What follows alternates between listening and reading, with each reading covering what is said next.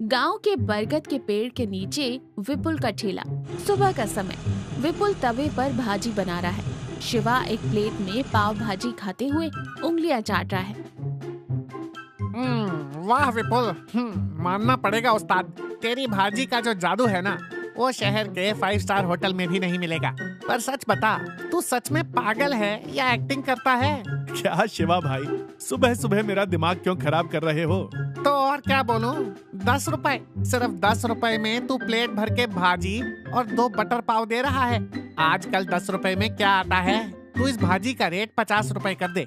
मैं लिख कर देता हूँ, 1 महीने के अंदर तू इस ठेले से उठकर एक बड़ी दुकान में बैठ जाएगा। शिवा भाई, ये गांव है। यहाँ दिन भर खेतों में पसीना बहाने वाले मजदूर आते हैं। जब वो थक हार कर आते हैं और 10 रुपए में भरपेट खाकर जब उन्हें डकार आती है, तो उनके चेहरे पर जो सुकून दिखता है ना, वो 50 रुपए में नहीं मिलेगा। Emotional fool. अरे उनका पेट तो भर जाएगा, ठीक है, पर तेरी जेब कब भरेगी? ऋतु भाभी को भी तो नई साड़ी चाहिए ना। तभी वहाँ सेठ चमन आता है। कपड़े चमक रहे हैं, लेकिन मुंह हमेशा बना ही रहता है। सेठ चमन खांसते हुए कहता है, अरे विपुल, क्या पूरे गांव में महक फैला रखी है, सीधे नाक में घुस रही है। आइए सेठ जी, एक प्लेट लगा दूं, सिर्फ 10 रुपए। सेठ चमन आंखें बड़ी करके कहता है, 10 रुपए बहुत ज्यादा है। देख विपुल, मैं भाजी थोड़ी ही खाऊंगा और पाव भी आधा ही खाऊंगा, इसलिए 7 रुपए ले ले। अरे सेठ जी, 10 रुपए में तो आजकल भिखारी भी आशीर्वाद नहीं देता। आप 3 रुपए का डिस्काउंट मांग रहे हैं। सेठ गुस्से से कहता है, तू अपना मुंह बंद रख शिवा, तेरे बाप का पैसा है क्या?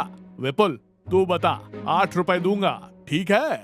विपुल हंसते हुए कहता है, सेठ जी, आप 10 रुपए ही दीजिए, मैं भाजी थोड़ी ज्यादा डाल दूंगा, पहले खा तो लीजिए। विपुल प्लेट देता है। सेठ चमन एक निवाला खाता है।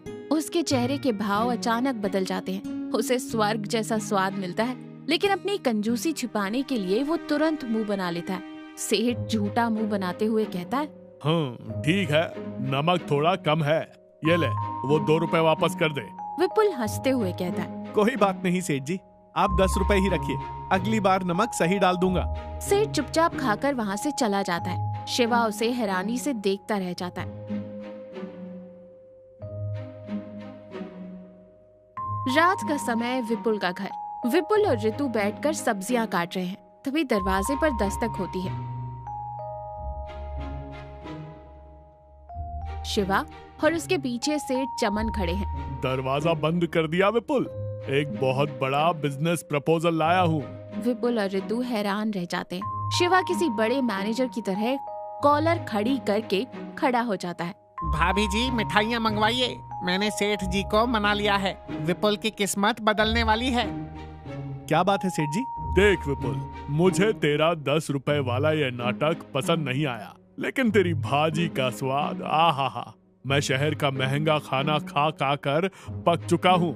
मेरा ऑफर ये है कि कल से तू वो सड़क किनारे वाला ठेला नहीं लगाएगा।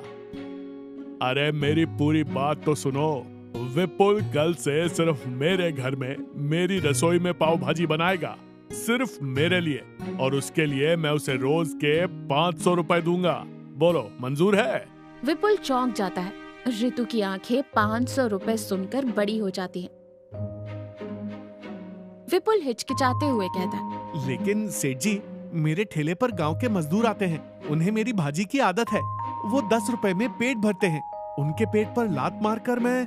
सेठ गुस्से से कहता है, तो क्या जिंदगी भर वो 10 रुपए ही कमाता रहेगा?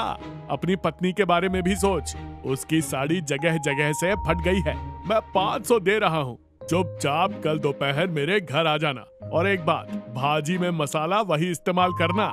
सेठ चला जाता है। शिवा भी खुशी खुशी चला जाता है। विपुल उदास होकर बैठ जाता है।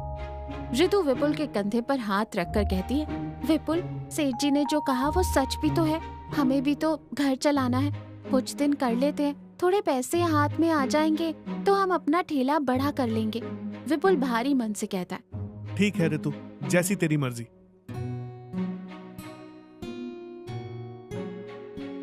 अगले दिन सेठ चमन के घर का बरामदा। विपुल ने सेठ जी की बड़ी रसोई में पाव भाजी बनाई है। बहुत मेहनत से बनाई है। सेठ एक बड़ी डाइनिंग टेबल पर बैठा है। विपुल चांदी की प्लेट में भाजी परोसता है। सेठ गहरी सांस लेते हुए कहता है, आहा, आज तो पेट फटने तक खाऊंगा। सेठ एक बड़ा निवाला मुंह में रखता है, चबाता है। अचानक उसका चेहरा लाल हो जाता है। वो गुस्से से प्लेट फेंक देता है। क्या है ये कचरा विपुल? क्या हुआ सेठ जी? क्या हुआ? कहाँ है इसमें वो स्वाद? ये बिल्कुल भी अच्छी नहीं है, फीकी और अजीब सी लग रही है। कल ठेले पर जो स्वाद था वो इसमें बिल्कुल नहीं है। तूने पक्का मसालों में हेरा फेरी की है। मेरे 500 रुपए बचाने के चक्कर में तूने कोई सस्ता मसाला डाल दिया है ना? विपुल हाथ जोड़ते हुए कहता है, भगवान की कसम सेठ जी, मैंने मसाला बिल्कुल वही डाला है। ऊपर से यहाँ आपका असली घी, महंगा बटर इस्तेमाल किया है। ठेले पर तो मैं सस्ता तेल इस्तेमाल करता हूँ। झूठ मत बोल। तूने जानबूझकर मेरे पैसे बर्बाद किए हैं। Get out. कल फिर से बना कर लाना। अगर तब भी स्वाद नहीं आया तो 1 रुपया नहीं दूंगा। विपुल उदास होकर वहाँ से चला जाता है। विपुल का घर, रात का समय। विपुल बहुत उदास बैठा है। शिवा और ऋतु भी वहीं हैं। अरे विपुल, तूने नमक की जगह चीनी तो नहीं डाल दी? सेठ जी बहुत भड़के हुए हैं। शिवा भाई, मैंने सब कुछ वैसे ही किया जैसे हमेशा करता हूँ। वो स्वाद कहाँ चला गया मुझे खुद समझ नहीं आ रहा। मैं कल से फिर से ठेला ही लगाऊंगा। मुझे नहीं चाहिए वो 500 रुपए। ऋतु उदास होकर कहती है, लेकिन विपुल, अगर स्वाद नहीं आया तो सेठ जी पैसे नहीं देंगे। हमारा तो दोनों तरफ से नुकसान हो गया। उधर ठेले की कमाई गई और इधर सेठ के पैसे नहीं मिले। विपुल कुछ सोचते हुए अचानक उसकी आंखों में चमक आ जाती है। मुझे समझ आ गया ऋतु, मुझे समझ आ गया कि वो स्वाद कहाँ गया। कल तुम दोनों मेरे साथ सेठ जी के घर चलना। मैं उन्हें उनका स्वाद वापस ला कर दूंगा। दोपहर का समय। विपुल ने अपना ठेला सेठ के घर के बाहर ही लगा लिया। सेठ बाहर आता है और गुस्से से कहता है, क्या नाटक है ये विपुल? तुझे घर के अंदर बनाने को कहा था और तूने यहाँ बाहर ठेला लगा लिया। सेठ जी बस 5 मिनट रुकिए, आज आपको फिर से वही स्वाद मिलेगा। विपुल तवे पर भाजी बनाता है। खुशबू फैलने लगती है। तभी वहाँ से एक मजदूर पैदल गुजर रहा होता है। वो खेत से काम करके आ रहा है। उसके कपड़े पसीने से भीगे हुए हैं। वो बहुत थका हुआ है। विपुल जोर से बुलाते हुए कहता है, ओए मंगू काका, आइए, भाजी तैयार है। मंगू काका मुस्कुराते हुए आते हैं। विपुल बेटा, कल तू नहीं था तो दिन भर भूखे पेट काम करता रहा। तेरी 10 रुपए की भाजी खाने से जो जान में जान आती है वो और कहीं नहीं आती रे। विपुल एक प्लेट तैयार करके मंगू काका को देता है। मंगू काका कांपते हाथों से पाव भाजी खाते हैं। उनके चेहरे पर दिखने वाली वो खुशी, वो सुकून देखकर किसी का भी दिल पिघल जाए। मंगू काका अपनी जेब से एक मुड़ा तोड़ा 10 रुपए का नोट निकाल कर देते हैं। खुश रह बेटा, भगवान तेरी रसोई में कभी कोई कमी ना रखे। मंगू काका चले जाते हैं। सेठ जी, अब आप खाइए, उसी तवे उसी मसाले से बनी भाजी। सेठ शक करते हुए एक निवाला खाता है। अचानक उसकी आंखें बंद हो जाती है। फिर से वही पुराना अद्भुत स्वाद। सेठ हैरान रह जाता है। ये कैसे मुमकिन है विपुल? वही मसाला, बनाने वाला भी तू ही, तो कल मेरे घर में ये स्वाद क्यों नहीं था? विपुल हंसते हुए और बहुत शांति से कहता है, सेठ जी, खाने में स्वाद सिर्फ महंगे मसालों और असली घी से नहीं आता।